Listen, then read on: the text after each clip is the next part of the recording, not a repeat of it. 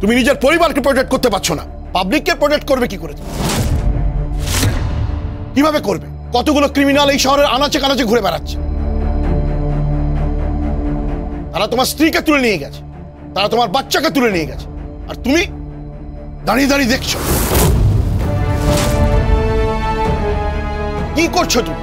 যদি না পারো ছেড়ে দাও, সরে যাও এখান থেকে। আমি কথা বলছি। স্যার স্যার আপনি আপনি আমার কথাটা প্লিজ একটু শুনুন। কোনো কথা নয়, কোনো কথা নয় পড়াশোনা। ওপর থেকে প্রচন্ড প্রেশার আসছে। তোমাকে আগেও আমি ওয়ার্ন করেছিলাম। তুমি তখন বলেছিলে যে দলটাকে যত তাড়াতাড়ি সম্ভব অ্যারেস্ট করবে, পারোনি। উল্টে ওরা যে তোমার থেকে বেশি ইন্টেলিজেন্ট সেটা প্রমাণ। তটিনী, তোমার স্ত্রী, তোমার কন্যা সন্তান, তোমার পুত্র সন্তান সবাই নিখোঁজ। এটা কলম পেশা নয় আমাদের, আমাদের হাতে কলম নয়, আগ্নেয়াস্ত্রও তুলে দেওয়া হয়েছে। আর তার সঙ্গে আমাদের এটাও বলা হয়েছে আগ্নেয়াস্ত্র দিয়ে পাবলিককে প্রোটেক্ট করতে। আর আজকে এই ন্যাশনাল সিকিউরিটির প্রশ্নে তুমি 10 পা পিছিয়ে গেছো, জাস্ট পিছিয়ে গেছো। Sourav, yes sir. 72 আওয়ার্স ওকে টাইম দিচ্ছি, না পারলে তুমি এই কেসের দায়িত্ব নেবে।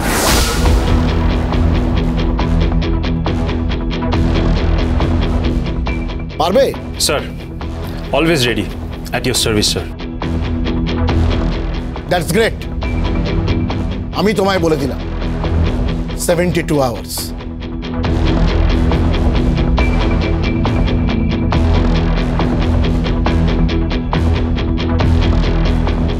স্যার 72 ঘন্টা সময় তো ডাক্তারবাবুরা দেন। পরশুরাম, মাফ করবেন স্যার, আপনি তো ধরেই নিয়েছেন যে রুগী মারা যাবে, তাই 72 ঘন্টা টাইম দিয়েছেন, তাই না স্যার? ইয়েস, ভেন্টিলেশনে চলে গেছে তোমার কেস। আর বাঁচাতে পারবে না, পাবলিককে প্রোটেক্ট করতে পারবে না, তোমার স্ত্রী, না তোমার কন্যা, না পুত্র, না তোমার পরিবারকে। তুমি ব্যর্থ। স্যার স্যার পুরো আন্ডারওয়ার্ল্ড জানে যে আমি মৃত।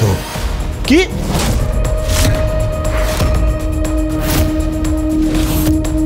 হ্যাঁ স্যার, স্যার ভিডিওতে আমার ছেলে মেয়ে ছিল, ওদের দেখানো হচ্ছিল, ওদের দেখিয়ে আমাকে আমাকে আমাকে থ্রেট করা হচ্ছিল স্যার, আমাকে প্রায় মেরেই ফেলেছিল। কিন্তু আপনি তো জানেন স্যার যে পরশুরাম কখনো মরে না, আর পরশুরাম কখনো হারেও না। পরশুরাম এসেছিলেন ক্ষত্রিয়দের ধ্বংস করার জন্য বারবার, আর আমি এসেছি ক্রিমিনালদের ধ্বংস করার জন্য বারবার। স্যার এই কেসটা ভেন্টিলেশনে যায়নি, আর যদি গিয়েও থাকে আমি ঘুরে দাঁড়াবো স্যার, আমি ঘুরে দাঁড়াবো। আমার একটা ছোট্ট ঘর আছে স্যার, ওই ছোট্ট ঘরে একটা শোয়ার বেডরুম আছে। ওই ঘরে ঢুকলেই বাচ্চাদের খেলনাগুলো, লাট্টুর গান, পিখর সাজগোজের জিনিসপত্র, ওদের বই খাতা, সারা বাড়িটা ওই শিশুদের শরীরের গন্ধে মমা করছে স্যার। আমি আর আমার স্ত্রী পরস্পরকে খুব ভালোবাসি স্যার, খুব ভালোবাসি। একটা ছোট্ট 600 স্কোয়ার ফিটের ফ্ল্যাটে আমরা থাকি, ওইটুকুই একটা জায়গায়। কিন্তু ওখানে খুব সুখ ছিল স্যার, খুব সুখ ছিল। আর এই সুখটা যারা কেড়েছে, বা আমার মতন কমন ম্যানদের সুখ যারা কেড়ে নেয়, আর যাই হোক, পরশুরাম তাদের ক্ষমা করবে না স্যার। আপনি নিশ্চিত থাকতে পারেন, আপনি 72 ঘন্টা সময় দিয়েছেন। এই 72 ঘন্টা সময়ের মধ্যে আমি জমের সঙ্গেও লড়ে যাব, কারণ স্যার আর কারোর পরিবার লোক তো হাড়ি কাটে নেই, আমার পরিবারের লোকের আছে, আমার ছেলে, আমার মেয়ে, আমার স্ত্রী। আর আপনি তো বলেই দিলেন স্যার 72 ঘন্টা সময়। ওকে স্যার, ওকে, এই সই 72 ঘন্টাই সই। 72 hours, sir. 72 hours. 72 hours, sir.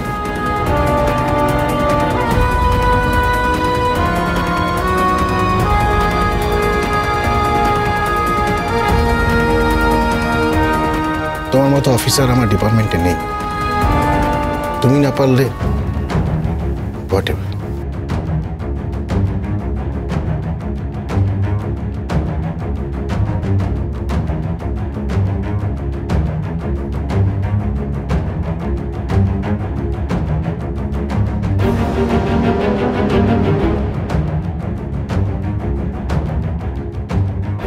পারবি না তুই পরশুরাম, পারবি না। তুই ফিনিশড। তুই তো কমন ম্যান, অবতান।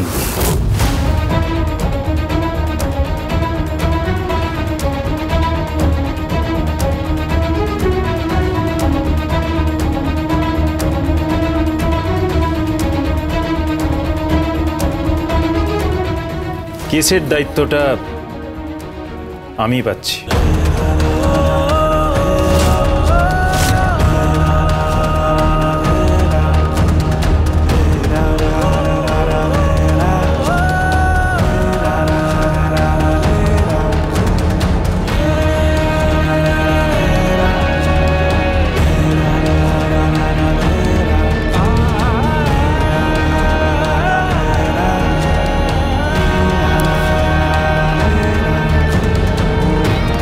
কাঁদিস না, আমি বলছি তুই পারবি। আমি জানি তুই পারবি। আমার সম্পূর্ণ বিশ্বাস আছে তোর ওপর। তুই পারবি। তুই না পারলে কেউ পারবে না। সবাই জানে তুই মৃত, আর এই সুযোগটাই তোকে কাজে লাগাতে হবে। নাহলে সৌরভ, যার কোনো এক্সপিরিয়েন্স নেই, যার এখনো কোনো সার্ভিস রেকর্ড তৈরি হয়নি কোনো ক্রিমিনালকে অ্যারেস্ট করার জন্য, সে তোর চোখের সামনে থেকে কেসটা নিয়ে চলে যাবে? হতে পারে না, এটা কখনোই হতে পারে না। পরশুরাম, তোকে জিততে হবে। তোকে জিততে হবেই পরশুরাম। তোকে বারবার জিততে হবে। আর কারোর জন্য না হোক, তটিনী, পিকো আর লাট্টুর জন্য তোকে জিততে হবেই। আমি জিতবো, আমি জিতবো বলরাম, আমি জিতবো।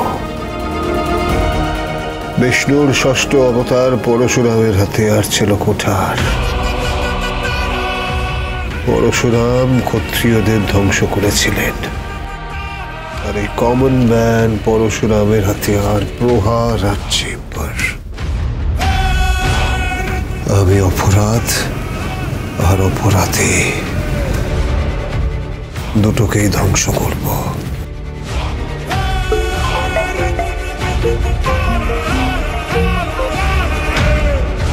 হ্যালো,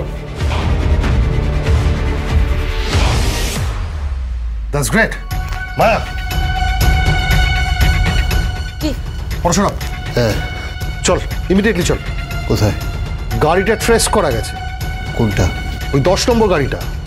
এর আগে আমরা 9টা গাড়ির নাম্বার চেক করেছি, কিন্তু কিছু পাইনি। 10 নম্বর গাড়ি, ওই বাদল কাঁঠালের গাড়িটা ট্রেস করা গেছে। চল, ইমিডিয়েটলি চল। হ্যাঁ চলো, চল। তুমি কি মানুষ? তোমার হৃদয় বলে কিছু নেই?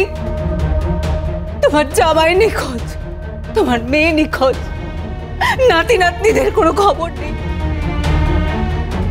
আর তুমি এখানে আয়ুষীর বিয়ে নিয়ে মেতে আছো। তাও আবার পৌষ মাসে মেয়েটার বিয়ে দিচ্ছ তুমি। তুমি কি, তুমি কি বাবা? কেমন বাবা তুমি?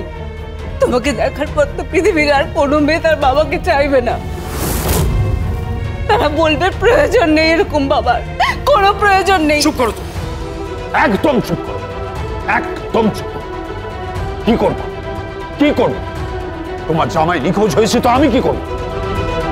আমি তোমার মেয়েকে বলেছিলাম ওই ছেলেটাকে বিয়ে করতে।